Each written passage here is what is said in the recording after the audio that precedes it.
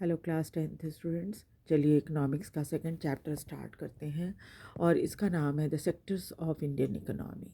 यानी कि इंडिया भारतीय जो अर्थव्यवस्था है उसके कौन कौन से अंग हैं, है ना वो। तो चलिए उसको समझते हैं हम आगे चैप्टर पढ़ के।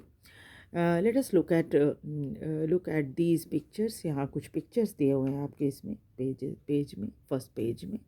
और इसको देखने के बाद you will find that people are engaged in various economic activity. लोग अलग अलग तरह के काम कर रहे हैं यहाँ पर। यहाँ देखिए पोस्टमैन है, या कुली है, खेत में काम कर रहे हैं, ईंटें बना रहे हैं, या कपड़े बेच रहे हैं, है ना। सब अलग अलग काम कर रहे हैं। Some of these are activities producing goods. इसमें सामान बनाया जा रहा है ना। लेकिन क्या है, some others are producing services. ये लोग क्या है, सर्विस दे रहे हैं आपको, ठीक है। उसके बाद ये भी आपको सर्विस दे रहे हैं, ठीक है।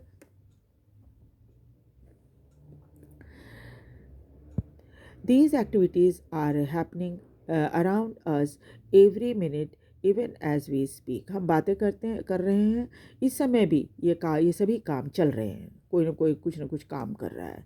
How do we understand these activities. इन एक्टिविटीज़ को हम कैसे समझेंगे। One way of doing this is group them, classify them using some important criteria. एक तरीका इनको समझने का ये है कि आप इसकी क्लासिफिकेशन या इसका क्राइटेरिया बना दीजिए।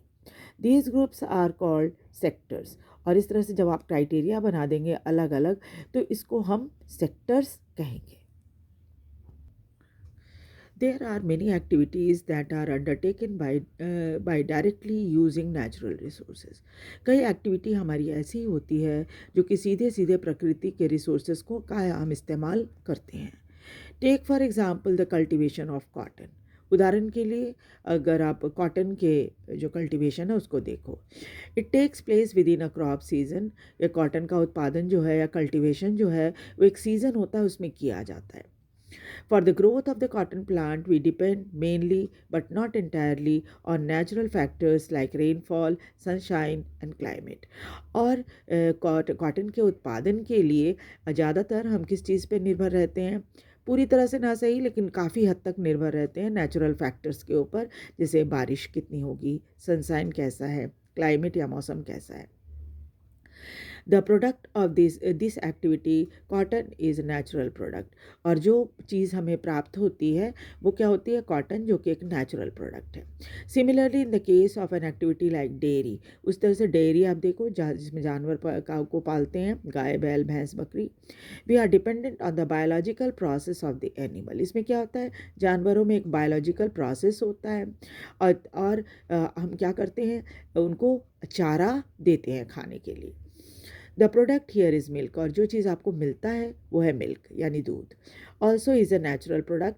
ये एक नेचुरल प्रोडक्ट है। Similarly minerals and ores are also natural product. इसी तरह से जब हम खदानों में से मिनरल्स या ओर्स को निकालते हैं तो ये सब क्या है, नेचुरल प्रोडक्ट है। When we produce a good by exploiting natural resources, it is an activity of primary sector. जब हम कोई चीज़ प्रोड्यूस करते हैं प्रकृति के रिसोर्सेज को एक्सप्लॉइट करके या प्रकृति के रिसोर्सेज को इस्तेमाल करके, तो इस तरह की एक्टिविटी प्राइमरी सेक्टर एक्टिविटी कहलाती है। वाई प्राइमरी, क्यों प्राइमरी कहलाती है। This is because it forms the base of all other product that we subsequently make. ऐसा इसलिए कहा जाता है कि फिर इसकी मदद से हम आगे कोई सामान बना पाएंगे। Since most of the natural product we are from agriculture, dairy, fishing, forestry, this sector is also called agriculture or related sector। अब चूंकि हम ये सभी नेचुरल प्रोडक्ट जो है वो एग्रीकल्चर, डेयरी, फिशिंग, फॉरेस्ट्री, सभी से प्राप्त करते हैं, इसलिए इस सेक्टर को एग्रीकल्चर या रिलेटेड सेक्टर कहा जाता है। उसके बाद है secondary sector. The secondary sector cover activity in which natural products are changed into other form through ways of manufacturing that we associate with industrial activity। Secondary sector में क्या होता है, जो एक्टिविटी होती है, नेचुरल प्रोडक्ट जो हमें प्राप्त होता है उससे हम आगे मैन्युफैक्चर करते हैं कुछ, और ये काम इंडस्ट्रियल एक्टिविटी द्वारा होता है। It is the next step after primary. Primary के बाद ये सेकेंडरी यानी नेक्स्ट स्टेप होता है। The product is not produced by nature but has to be made, and therefore some process of manufacturing is essential. अब क्या है, जो प्रोडक्ट हमें प्राप्त है, जो हम बनाने वाले हैं वो प्राकृतिक नहीं है, और इसके लिए हमें कुछ न कुछ मैन्युफैक्चरिंग की प्रोसेस करनी पड़ती है, मैन्युफैक्चर करना पड़ता है, तब हम इसे बनाते हैं। This could be in a factory, ये काम फैक्ट्री में भी हो सकता है, वर्कशॉप और होम। आप ये काम घर किसी वर्कशॉप में कर सकते हो और घर में भी कर सकते हो। For example using cotton fibre from plant, जैसे हम कॉटन फाइबर जब पौधों से कॉटन निकाला जाता है, वी स्पिन यार्न, तो उसके बाद क्या होता है, उसका धागा बनाया जाता है। फिर क्या होता है, वीव क्लॉथ, उसके बाद हम कपड़े उसको बिनते हैं, बनाते हैं, है ना। Using sugar cane as a raw material, sugar cane raw material है, लेकिन वी मेक शुगर और गुड़। उसके बाद क्या होता है, उसको उसे उसका रस निकाल के जो जिसमें एक प्रोसेस मैन्युफैक्चरिंग की प्रोसेस होती है, रस निकाला जाता है, और फिर रस निकाल के क्या किया जाता है, उससे शुगर या गुड़ बनाया जाता है। We convert earth into bricks, उसके बाद क्या होता है, मिट्टी को से हम ईंटें बना लेते हैं, मेक हाउस एंड बिल्डिंग, और फिर ईंटों से घर या मकान बनता है। Since this sector gradually become associated with a different kind of industry, चूँकि ये सेक्टर किसी न किसी तरह से इंडस्ट्रीज से जुड़ा हुआ है, this can be also called industrial sector, इसीलिए हम इसको इंडस्ट्रियल सेक्टर भी कहते हैं। After primary and secondary, then the third category of activity that falls under tertiary sector. Primary और secondary के बाद एक तीसरी category भी आती है जिसको tertiary sector कहा जाता है, is different from above two. ये tertiary sector जो है वो इन दोनों से यानी primary और secondary से different है. It differ from above two. These activity that help in the development of primary and secondary sector. ये अलग क्यों है? क्योंकि ये खुद कुछ नहीं करता, सिर्फ ये प्राइमरी और सेकेंडरी सेक्टर को और डेवलप होने में, विकसित होने में मदद करता है। These activity by themselves do not produce good. ये खुद सामान नहीं बनाते. They are an aid or support for the production process. ये सिर्फ मदद करते हैं production process में. For example, goods that are produced in the primary and secondary sector would need to be transported by trucks or train and then sold in the wholesale or retail shop.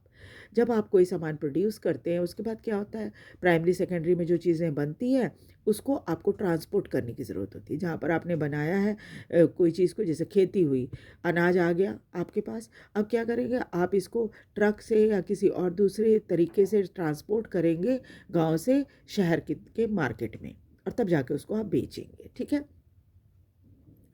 Truck से, train से, जिसकी मदद से आप सामान को ले आइए, and then sold in the wholesale, या तो आप इसे होलसेल मार्केट में बेचेंगे, नहीं तो रिटेल शॉप में बेचेंगे। At times it may be necessary to store these into godown, और कई बार क्या होता है, बहुत सामान ज़्यादा होता है तो हम इसे गोदाम होता है ना, वहाँ पर आप इसे रख सकते हो जमा करके। We also may need to talk to others over telephone. फिर क्या होता है, कई बार हम गांव में हैं, शहर के मार्केट में हमें सामान बेचना है, तो आप यहाँ पर जो ट्रेडर होगा उससे आप फ़ोन पे बात करते हो, है ना, और सेंड लेटर कम्युनिकेशन, या फिर लेटर लिखते हो, और बोरो मनी फ्रॉम बैंक, या फिर बैंक आते हो, बैंक से आप पैसे बोरो करते हो, लोन लेते हो। Banking to help production and trade, ताकि आप अपने यहाँ प्रोडक्शन कर सको या व्यापार कर सको। Transport, storage, communication, banking, trade are some example of tertiary sector. चूँकि ये सब के सब सर्विस देते हैं, इसलिए ये टर्शियरी सेक्टर में आते हैं। Since then these activity generate services rather than goods, चूँकि ये सर्विस देते हैं, सामान नहीं देते। The tertiary sector is also called service sector, इसीलिए इसको सर्विस सेक्टर भी कहा जाता है। Service sector also include some essential services that may not be directly help in production of goods. Service sector में और भी कई एसेंशियल सर्विसेज आ जाती हैं जो सामान प्रोड्यूस तो नहीं करती। For example we require teacher, जैसे टीचर की ज़रूरत होती है, डॉक्टर की ज़रूरत होती है, and those who provide personal services, कुछ लोग पर्सनल सर्विसेज देते हैं, जैसे वॉशरमैन होता है ना, बार्बर होता है, कॉबलर होता है, लॉयर होते हैं, and people to to do administrative और अकाउंटिंग वर्क, लोग जो है ऑफिस में काम करते हैं, एडमिनिस्ट्रेटिव वर्क या अकाउंटिंग का काम करते हैं। In recent times certain new services based on information technology and internet as internet cafe, ATM booths, and call centers, software companies, etcetera have become important. अभी और भी बहुत तरह की सर्विस आ गई है जिसमें जो इंफॉर्मेशन टेक्नोलॉजी से जुड़ी हुई है, जैसे इंटरनेट है, इंटरनेट कैफ़े, एटीएम बूथ्स है, या फिर कॉल सेंटर है, सॉफ्टवेयर कंपनीज़ हैं। ये सब के सब क्या है, सर्विस सेक्टर में आती हैं, या फिर आप इसको टर्शियरी सेक्टर भी कह सकते हो। तो इस तरह से हमने 3 जो सेक्टर हैं उसके बारे में जाना, primary, secondary and tertiary sector. इसको दूसरे और कौन से नाम से बुलाया जाता है? प्राइमरी सेक्टर को एग्रीकल्चर एंड रिलेटेड सेक्टर भी कहा जाता है, सेकेंडरी को इंडस्ट्रियल सेक्टर भी कहा जाता है, एंड टर्शियरी सेक्टर को सर्विस सेक्टर भी कहा जाता है। प्राइमरी सेक्टर में एग्रीकल्चर, ये सभी चीज़ें आ जाती हैं। एग्रीकल्चर, डेयरी, फिशिंग, फॉरेस्ट्री, ये सब के सब किस में आती है? प्राइमरी सेक्टर में। सेकेंडरी सेक्टर में जितने मैन्युफैक्चरिंग का काम होते हैं, चाहे छोटा सा काम भी आप क्यों ना करो, ये नहीं कि आप ये भी आ जाएगा, जैसे कि आपको लगेगा कि नहीं नहीं ये काम तो नहीं हो सकता इंडस्ट्रियल सेक्टर का, लेकिन ये होता है। जैसे आप देखो, जब गन्ना कटता है तो बहुत सारे किसान क्या करते हैं, अपने खेत के अंदर ही उसे उसकी पेराई करवा लेते हैं और रस निकाल के वहाँ गुड़ बना लेते हैं। लेकिन क्या है, चूँकि यहाँ भी एक तरह से मैन्युफैक्चरिंग का काम हो रहा है, इसलिए हम इसको इंडस्ट्रियल सेक्टर ही कहेंगे।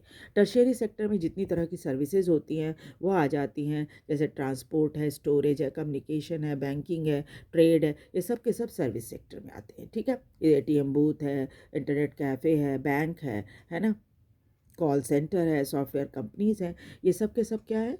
सर्विस सेक्टर है। ठीक है, तो आपको इनके नाम, दोनों नाम, जो 2 नाम आपने सीखे वो उसको याद रखेंगे, और साथ ही साथ इसके अंदर कौन कौन सी सर्विस आती हैं ये भी आपको याद रखना है।